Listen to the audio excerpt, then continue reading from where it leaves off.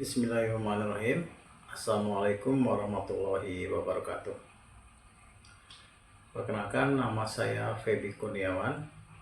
Nomor induk mahasiswa saya 340 324 0048.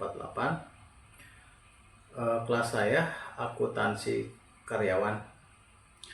Pada saat ini saya akan menjelaskan mengenai definisi, ruang lingkup atau gambaran umum mengenai ekonomi internasional dan teori-teori yang mendasari dari ekonomi internasional tersebut, khususnya teori praklasik atau merkantilisme.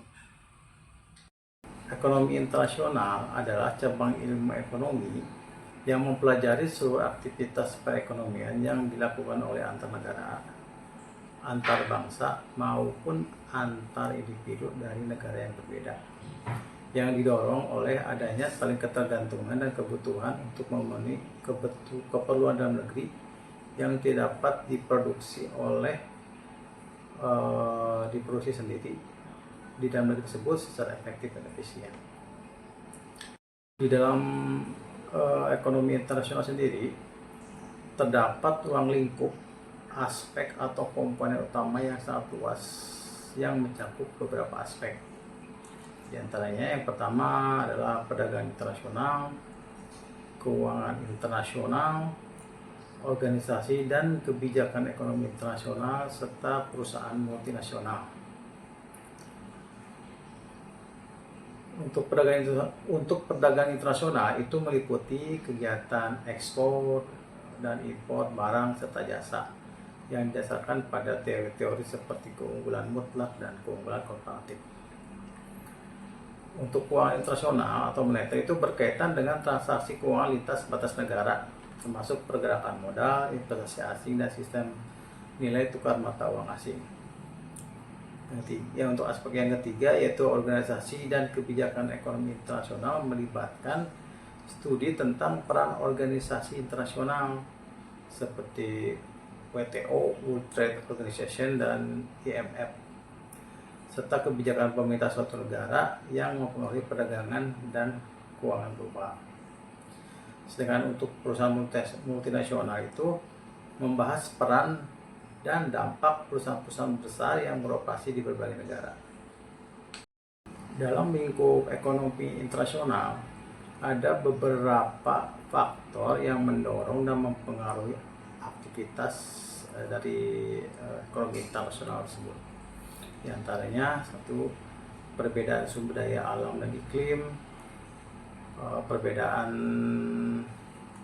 perbedaan tingkat penguasaan iptek, ketergantungan antar negara dan kebijakan pemerintah, dan stabilitas politik serta nilai tukar mata uang. Untuk faktor perbedaan sumber daya alam dan iklim itu yaitu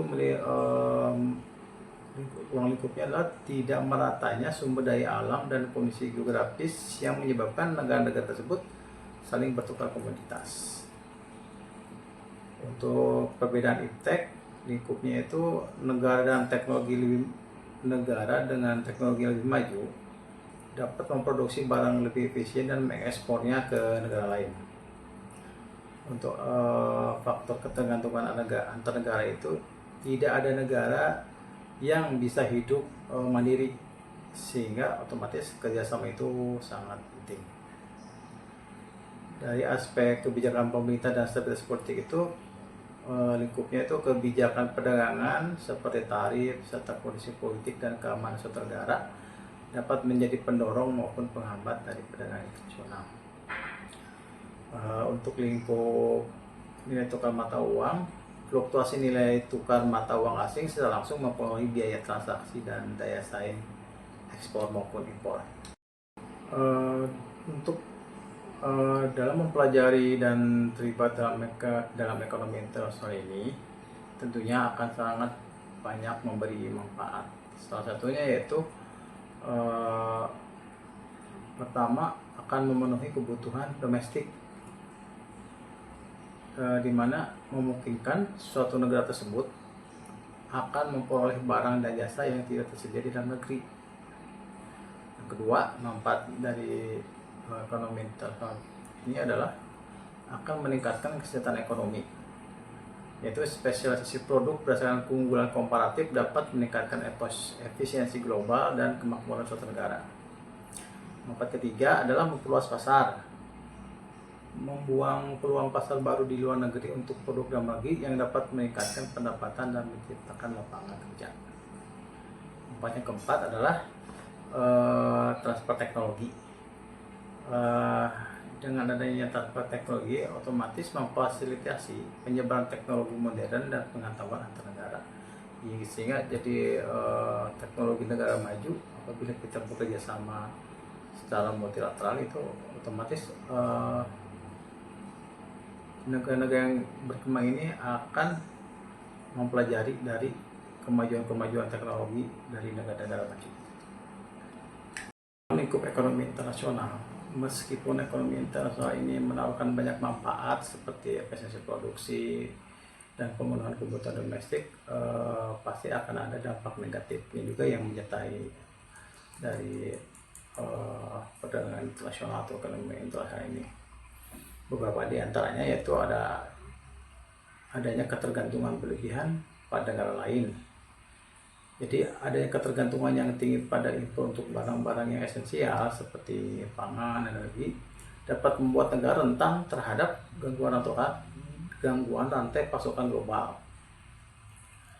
Selain itu, dari segi ketimpangan ekonomi dan sosial ini juga akan berdampak yang lumayan buruk ya, karena hal tersebut dapat meningkatkan kesenjangan, di mana perdagangan bebas ini seringkali menguntungkan perusahaan-perusahaan besar, multinasional dan tenaga kerja yang terampil.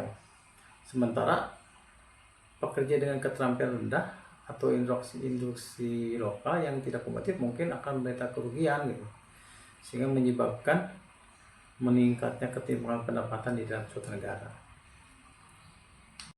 Demikian materi yang bisa saya jelaskan untuk lingkup atau gambar umum dari ekonomi internasional. Untuk pemaparan berikutnya saya akan menjelaskan mengenai teori perdagangan internasional. Ada beberapa teori perdagangan internasional, yaitu yang pertama teori praklasik atau merkantilisme, yang kedua teori klasik, yang ketiga teori modern.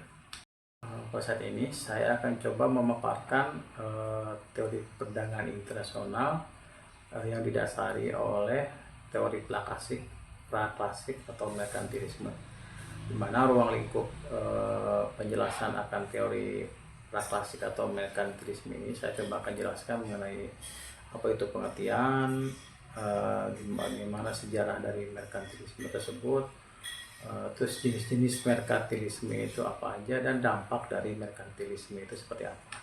Dari segi pengertian, pengertian dari merkantilisme itu adalah teori ekonomi yang menyatakan bahwa kesejahteraan suatu negara hanya ditentukan oleh banyaknya aset atau modal yang disimpan oleh negara yang bersangkutan, dan bahwa besarnya volume perdagangan global itu teramat sangat penting.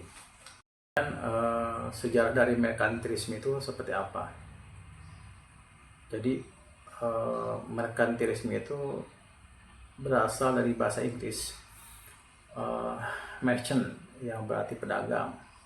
Melalui sistem merkantilisme ini, sebuah negara berupaya untuk mengoptimalkan aktivitas perdagangan untuk mendapatkan keuntungan yang berlimpah. Sistem ini mendorong negara untuk meninggalkan kegiatan pertanian dan menggantikannya dengan kegiatan perdagangan dan rangka mendapatkan keuntungan yang besar. Sistem merkantilisme ini merupakan salah satu sistem ekonomi utama yang berlaku tuh sekitar abad 16 sampai abad 18. Dan sistem merkantilisme ini adalah salah satu faktor pendorong bagi berbagai aktivitas eksplorasi dan kolonisasi yang dilakukan negara Eropa pada modern awal. Beberapa hal yang jadi pemicu lahir dan berkembangnya merkantilisme pada saat itu, yaitu yang pertama, adanya keberadaan negara-negara merdeka di Eropa seperti Prancis, Jerman, Inggris, Belanda, dan Italia. Yang kedua, negara-negara tersebut ingin mempertahankan kesejahteraan, kebebasan, dan kelautan rakyatnya. Yang ketiga, negara-negara tersebut memerlukan kondisi ekonomi yang kuat agar bisa bertahan. Yang keempat, diterapkannya logam mulia sebagai standar ukuran kekayaan suatu negara. Yang kelima, adanya jaringan perdagangan, pelayanan, eksplorasi ke wilayah-wilayah baru. Implementasi dari sistem atau teori tentunya akan membawa dampak. Saya akan memaparkan beberapa dampak dari implementasi sistem atau teori merkantilisme ini. Yang pertama itu adalah memantik revolusi Amerika yang terjadi sekitar tahun 1765 sampai 1783. Pada masa itu, kerajaan Inggris membentuk koloni di wilayah Amerika. Ternyata, kolonisasi yang dilakukan oleh kerajaan Inggris memantik terjadinya revolusi karena monopoli dagang dan penarikan pajak yang tentunya menyengsarakan rakyat. Yang kedua, dampak dari teori merkantilisme ini berkembangnya kolonialisme dan imperialisme. Kolonisasi yang dilakukan oleh negara-negara di Eropa untuk mengumpulkan kekayaan berdampak pada munculnya kolonialisme dan imperialisme. Dalam hal ini, bangsa Barat berlomba-lomba mencari dari jajahan baru, termasuk negara kita Indonesia. Yang ketiga, aktifnya perdagangan internasional. Prinsip utama dalam merkantilisme yaitu berdagang. Maka aktivitas perdagangan, khususnya perdagangan internasional pun otomatis meningkat drastis. Bahkan perdagangan internasional ini terjadi hingga ke hampir seluruh dunia, termasuk Asia dan Afrika. Kemudian dampak dari teori merkantilisme ini adalah penjajahan samudra meningkat pesat. Selain untuk mencari wilayah koloni, penjelajahan samudra dilakukan untuk mencari sumber bahan baku yang bernilai. Selanjutnya, bahan baku tersebut akan diolah dan dijadikan komoditas ekspor oleh negara induk.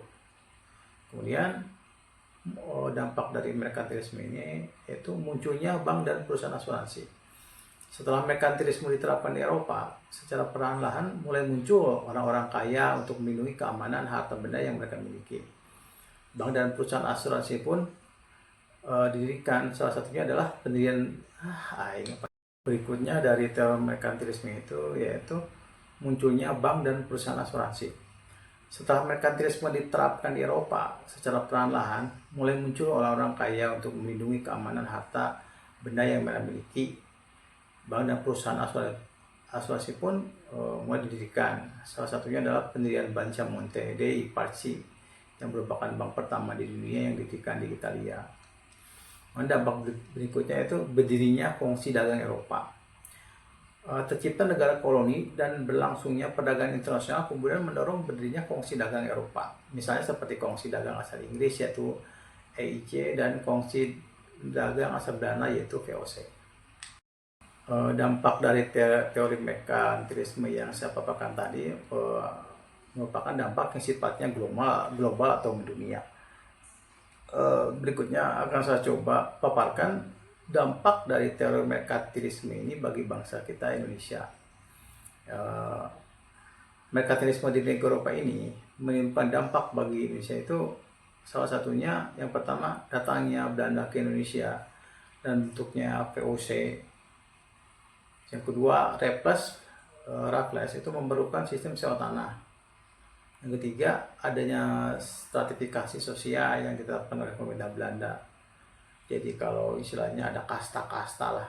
Jadi Belanda ini menciptakan kasta-kasta di negara kita. Yang pertama golongan satu adalah tentunya orang Belanda dan orang asing kulit putih. Yang kedua orang Timur Asing. Yang ketiga atau golongan ketiga itu adalah orang pribumi. Demikian pemaparan yang saya sampaikan mengenai ruang lingkup dari ekonomi internasional dan teori yang mendasari dari teori ekonomi internasional yaitu khususnya teori praklasik atau teori merkantilisme. Terima kasih, semoga bermanfaat. Wassalamualaikum warahmatullahi wabarakatuh.